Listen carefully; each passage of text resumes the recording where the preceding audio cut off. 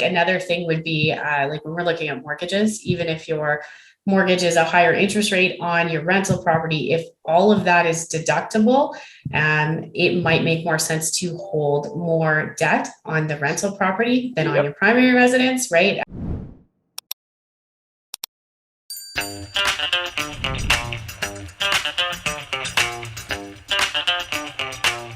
Welcome to Real Stories in Real Estate with your host, Denise Laframboise. Real people sharing real stories about their adventures in real estate. Hi there. So I'm Denise Laframboise, mortgage broker with LaframboiseMortgage.ca. And today I have Mike Libby, senior accountant with Your Bottom Line. So he's going to answer all my questions about rental properties. Because we do a lot of rental properties. It's a big passion of our teams to help people buy rental properties and have income properties because we have them ourselves. And it's a great way to build wealth, but building wealth by purchasing with a mortgage is sometimes not the whole story. The tax part is a big component of having multiple properties. So that's why Mike is here to answer all our tax questions. Thanks for joining us. Absolutely. Yeah. Thanks for having me, Denise. Appreciate that. Let's start with the easy one, right? So when I sent out the advertisement, I talked about how we had a rental property in our primary residence, and that actually triggered a big capital gains payment, which I didn't really expect because I always thought that primary residents were sheltered from capital gains, right? But then I found out, and then I changed accountants and met you. So it was not you guys. But do you want to tell us a little bit about what happened there or why we could trigger capital gains on a primary residence? Yeah, and what to avoid and what to be aware of and all that fun stuff for sure. So there are two main ways where your principal residence can be, or the exemption of your principal residence can be jeopardized and you can attract capital gains. And so the first one is when you're renting out a portion of your home, be it your basement, your upstairs, a room, or something along those lines. And the second that you rent out the majority of your home, you are theoretically jeopardizing that principal residence principal residence exemption. And you can very well attract capital gains on that, which is, of course, extra cash out of your pocket at the end of the day on your tax return. So you do want to be aware of understanding the implications of if you're renting out the majority of your home. And so that word is kind of the emphasis on these situations. And the second way that you could potentially jeopardize your principal residence exemption is if you depreciate the value of your home. And so what that means is, okay, well, I'm not renting out the majority of my home. I'm only renting out 25%, let's say. But I'm actually depreciating the value of my property towards my rental income. And therefore, of course, cash is king in some of these cases, but you've got to be aware of the implications and what happens at the back end if you're doing either of these things. So long story short, to make sure that you're not paying any taxes or capital gains on your principal residence, be aware that you're not renting with the majority of it. And if you're aware that you're renting it, if you're renting the majority of it, just be aware of what's going to happen at the back end if you do that. And also be aware of if you depreciate the value of the building, of your property. And like I said, there can be reasons to do that. We'll get into that probably a little bit later, but just understanding what's going on. And a lot of people will gloss over their tax return at best. So you definitely want to make sure that you've got an accountant that you trust and who's at least bringing these things to your attention. Yeah, awesome. And then something that we do use a primary residence for often is the Smith maneuver. So for people who don't know, we can link to a webinar I have on the Smith maneuver, or I did a podcast with Robinson Smith where we talked a lot about how to use your primary residence and strategic financing on it to purchase other income producing assets, such as another rental property. From a accounting perspective, what do people need to know about the Smith maneuver? So the Smith maneuver itself can be very complex, but it also can be quite simple. And at its core, you're trying to convert bad debt into good debt. And so what does bad debt versus good debt mean? Bad debt is theoretically your mortgage interest you're paying on your principal residence because that's not technically deductible or claimable anywhere. Good debt is the debt, or at least the interest portion of the debt that you can write off. And so let me give you I'll say an easier version of an example here to try and kind of wrap your head around.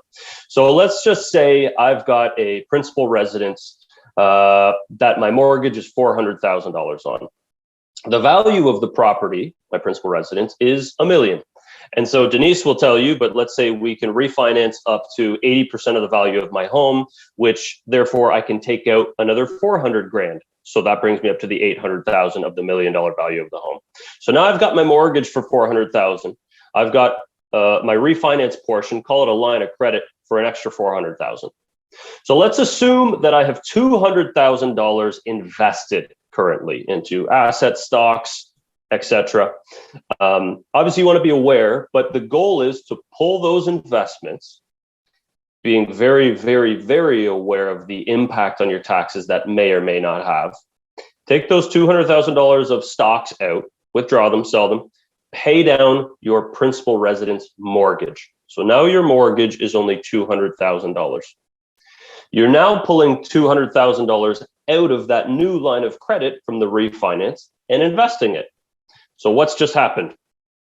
So you've withdrew your stocks, but then you reinvested it from your line of credit. So now your debt is still technically the same. You owe 200 on your mortgage and you owe 200 on your line of credit. So you still only owe a grand total of $400,000 in debt, but you've converted half of your bad debt into good debt, because now you're able to write off the interest that you're paying on that line of credit because you've borrowed funds to invest. And so the important part here is you've got to separate those two buckets, as I refer to it as. You've got your mortgage and you've got your line of credit. And as long as you can keep those completely clean and completely separate, then what ends up happening is you're able to write off all the interest. So now my line of credit, I can write that off. I've now converted half of my mortgage to a line of credit, wherein I've invested that into my stocks again, or bought a rental property, something along those lines. And so now you're able to write off, let's call it, in the grand scheme of things, half of the mortgage interest that you would have originally been paying because you pulled it out to invest it, quote unquote. So you still owe $400,000. You still have $200,000 of stocks and investments, but you're now able to write it off. So that's a very important part to understand here. And there are many different variations on that. Do you write off or do you reinvest all of the principal portion, etc.? But that's a very kind of simple example and way to do that. Right. And the key to what you said there is about like keeping everything separate. Right. Mm-hmm. From our perspective, we have 57 different lenders and we only have about 3 mortgage products that work really well for the Smith maneuver. So to the outside, it might look like, oh, mortgage, line of credit, but how they talk to each other and how they convert are different. And if we're using access to money from our primary residence to invest, we can't then be like, oh, and by the way, I'm going to renovate my kitchen. Right? Like everything has to be separate, and everything that you do with that money that Mike can then do nice tax things for you. It really has to be separated because there is no like intermingling or you've tainted your whole account. Exactly. You've jeopardized the deductibility of that interest itself the second you take out some funds from that line of credit for personal use. Absolutely. Awesome. What my favorite thing to do with that money is to buy a rental property. So let's say like we have an additional rental property, right? So I have my primary residence I live in, and now I have another property, be it a single family rental or a duplex or condo or something like that. How does depreciation and capital gains work on those? Yeah, so great question. The second that you introduce a secondary residence, you will attract capital gains. There are some potential ways and things to discuss, but long story short, you won't be avoiding capital gains the second that you have a secondary residence. And so how do you minimize that? What does that look like? And so at the end of the day, capital gains are half of whatever, let's say, the gain is on the sale of the property. So let's once again say that I bought my house, it cost me $400,000. I sell it 10 years down the line for $1 million. My gain is $600,000. So what is my capital gain? Well, it's half that. So half of the $600,000 of gain is going to be a capital gain. So $300,000. Let's assume that you split it with your spouse. So you've got $150,000 on each of you as a capital gain, of which you will pay taxes at whatever tax rate that brings you up to. most importantly. So there are ways when you're incorporated, et cetera, to be able to kind of pay yourself a little less in the given year where you're going to sell something, so it's not skyrocketing you into a 53% tax rate.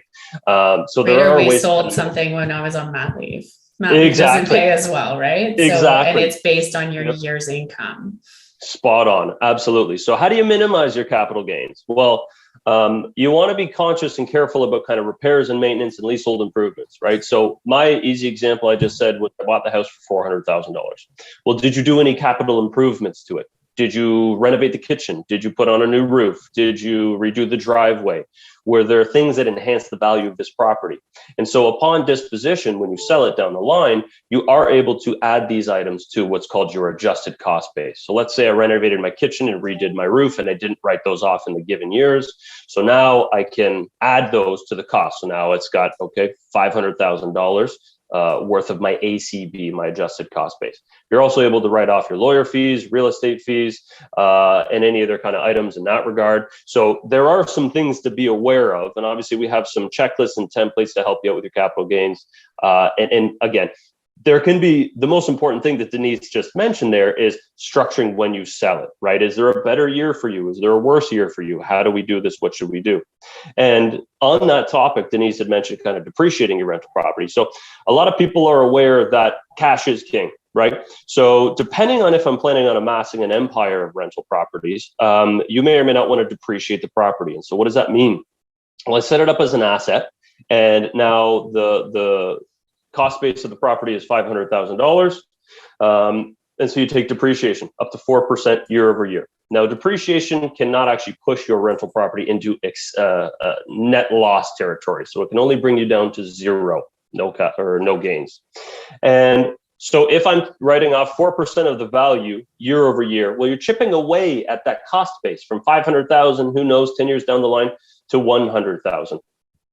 Well, now if I sell it for $1 million, my capital gain, because I've depreciated the value down so much, is actually half of that, right? So we've gone from having our property that cost us 500 grand, depreciating down to 100,000, and I sell it for $1 million. My gain isn't the 500,000 there, it's 900,000. So there can be benefits to this because, okay, well, I saved taxes along the way by way of depreciating my property, but you have to be aware that it's called recapture.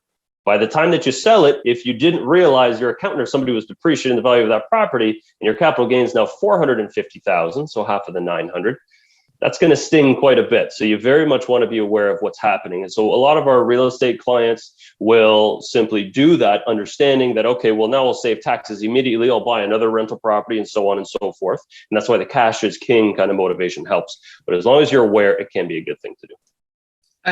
You mentioned about when you're exiting, you have to plan. Also, when you're entering, right? So things like, what we're seeing a lot right now is people needing CoSigners, right? If you're a co-signer, say you're a parent and you're signing for your parents' home, you need to make sure that you have something in place like a trust agreement that identifies that this is not your rental property and you're not going to be on the hook for capital gains in the future. But you have to set that up front.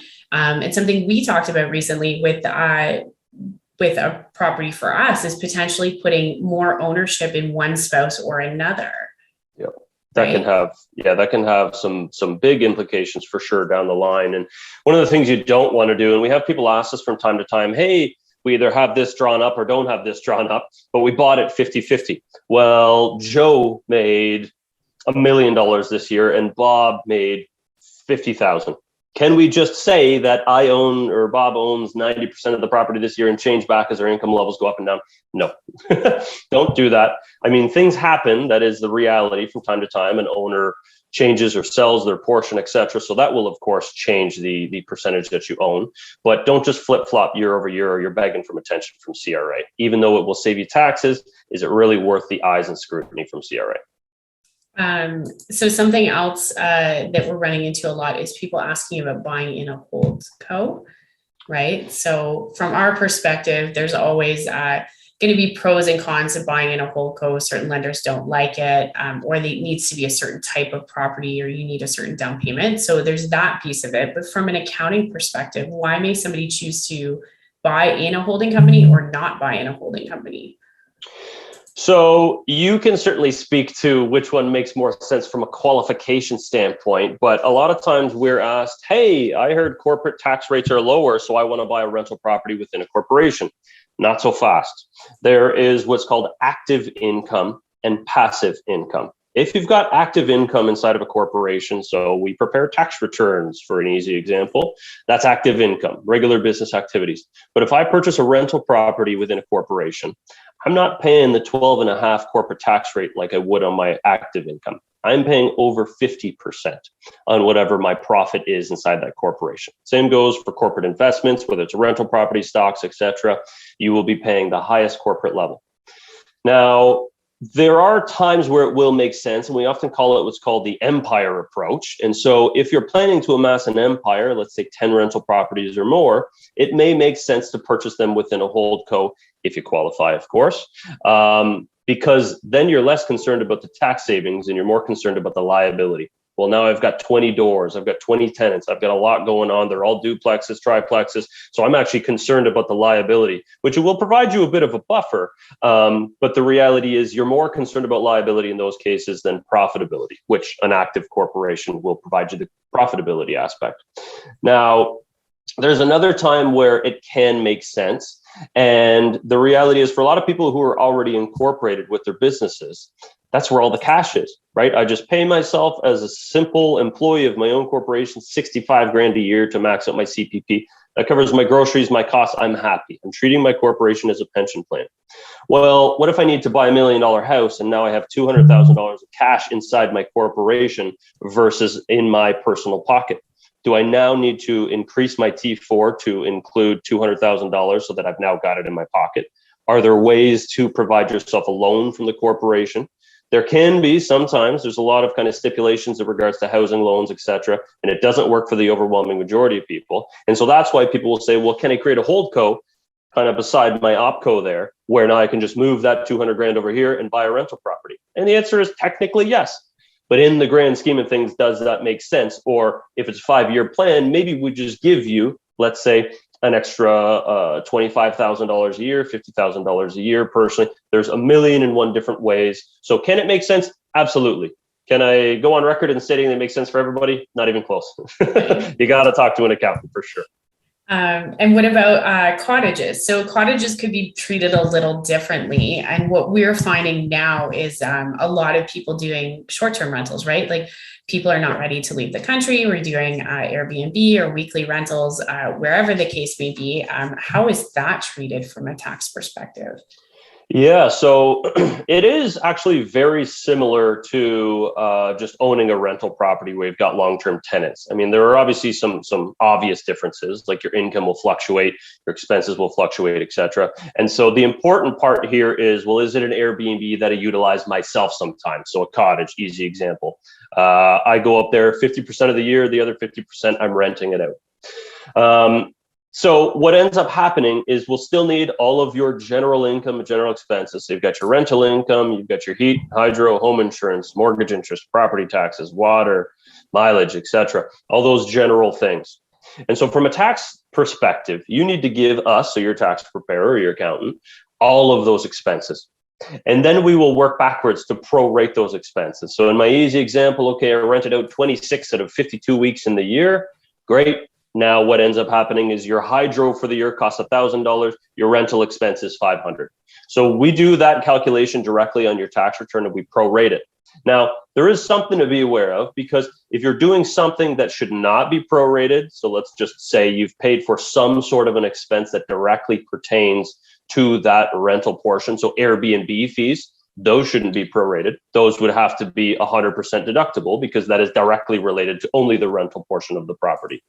So you got to be aware of those things, which you can write off. Again, we've got a tons of checklists and templates that'll help you out with those. And there are a few other things as well. I mean, property management fees, Cleaning fees, all completely able to be written off. Accounting fees. So the portion of your invoice that pertains to that rental property directly is an expense. Any education or memberships for kind of larger investors. So if you're looking at real estate investing, anything along those lines, you can write those off as well. A little tougher to justify, but a home office. So if I've got 20 properties, that's pretty easy to justify that I deserve a home office expense there.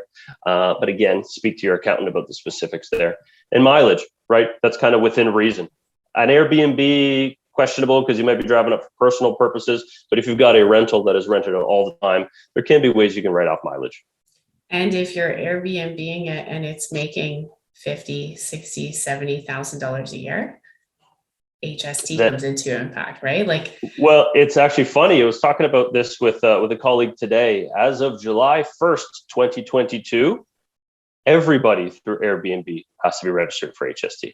So the $30,000 threshold that normally is imposed for businesses before you have to register is actually gone by the wayside for Airbnb. So that's actually going to be a big change for a lot of people. So that's brand spanking new this year. Every single person, the second you start renting any property in Ontario for Airbnb or through Airbnb, you have to register for HST and you have to charge HST. So that's going to be a fun change for a lot of people. Yeah. And from our side, mortgage perspective side, there are a lot of lenders who do not like Airbnb. What we hear all the time is, oh, well, how will they know? Honestly, it's always the neighbors, right? Be a really good neighbor because it's just somebody rents from you and it causes problems and they complain, right? Complain to the town doesn't allow it. And then they report it to your insurance holder and your mortgage broker or your mortgage lender, right? So, keeping in mind that if that is your plan for a property, there are certain lenders that are very Airbnb friendly and there are certain lenders that are very not Airbnb friendly. So knowing kind of what they're happy with when you're buying a use of a property is key. And the last question I have for you is always the most important one. Is there anything you did not mention that can save me tax on my rental properties or my rental in my home or my cottage? Like anything that we didn't talk about that can save us money? So it obviously very much depends on the individual situation and kind of what's going on. Is it in a corporation? Okay, well, if it is in a holdco, then maybe your best bet is to pay your self-management fees from that corporation, because it's interesting. When you've got the active income corporations, you want to leave as much income and show as much profit in there as possible. But when you've got a passive income corporation with the property, you actually want to extract all of the profits from that corporation and bring the corporate net income down to zero, because you're likely, and I can't say confidently, but you're likely going to pay less taxes personally. Like I said, it's over 50%, whatever you leave in the corporation as profit. So that's one way you're going to probably want to do that if you own it in a holdco. If depreciation is something that scares you, well, you're not alone. It scares a lot of people as well, but understanding it, and that can save you a lot of taxes, but being aware, like I said, is very important. And a lot of these things are kind of cause and effect, right? Did you buy something with a use case that, hey, I bought this with the sole intention of putting it towards my rental property and therefore it should be able to be written off? And the answer is usually yes. If you bought it with the intention of kind of saving money or increasing your rental income or something along those lines, then it is, chances are that it's able to be deducted. But of course, ask your accountant.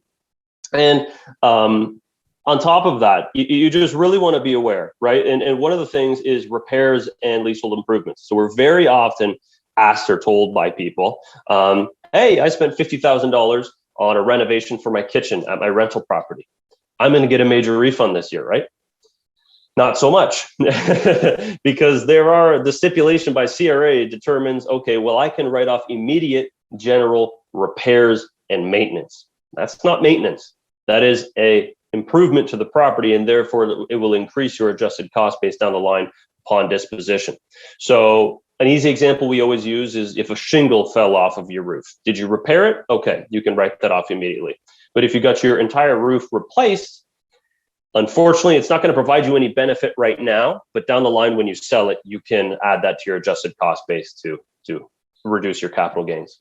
And one of the other things as well to kind of quote unquote save money, and again, this is very, very specific and potentially unique, but if I've got a principal residence and I've got a cottage or any secondary residence, which one is appreciating faster. So you can actually determine which one you want to be considered your principal residence upon disposition. And so if I've got my house wherever I live, and it's not actually increasing very much, I'm not actually making that much appreciation or equity on it, but my cottage is skyrocketing. And now I sell my cottage and the equity has gone up $1 million there. You can actually say that that was your principal residence. You don't, just because you live at your home, let's say, doesn't actually mean that that's got to be designated as your principal residence. So you got to be aware, you want to be aware of kind of which one's appreciating faster. Okay, well, I'm going to hold my home for the next 50 years, then maybe that scenario doesn't make sense. But it does allow you the flexibility to determine what you want to actually say, this one is my principal residence and I don't want to pay taxes on this one. So again, be aware, ask your accountant. There's lots of things to be aware of that'll help you when you've got a rental property. Or even any secondary residence and what you should do with it. Yeah. And I mean, I would add to that, like another thing would be like when we're looking at mortgages, even if your mortgage is a higher interest rate on your rental property, if all of that is deductible, it might make more sense to hold more debt on the rental property than on your primary residence, right? We have rental properties, we have the income coming in and we're using it to pay down the bad debt, like the debt that doesn't help us on our primary residence, and leaving those mortgages high on the rentals, right? Because they're actually helping us. And the last thing that I will say that I learned from experience is you must work with professionals that are good at what they do and know what they're doing, like Mike, somebody who can really advise you on how rental properties work and look at all of these different facets of what you are doing.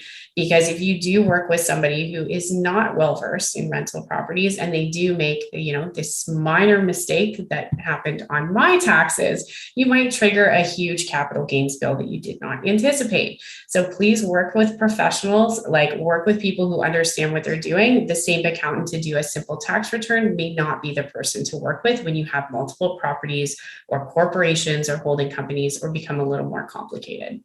So that's my shameless plug for Your Bottom Line today. So thank you for joining me and thank you for sharing this. If people have questions, I'll connect you, but it's very easy to find your website, right? Your Bottom Line. Yep, absolutely. Yourbottomline.ca.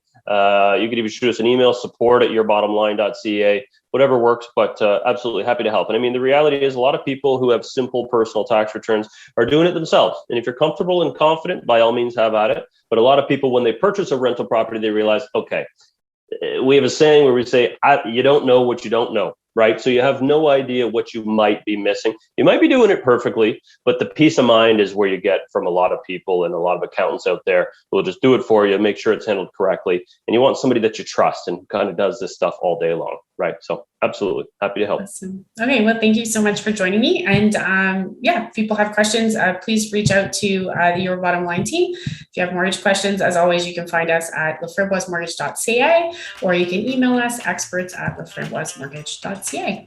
Thanks. Thank you.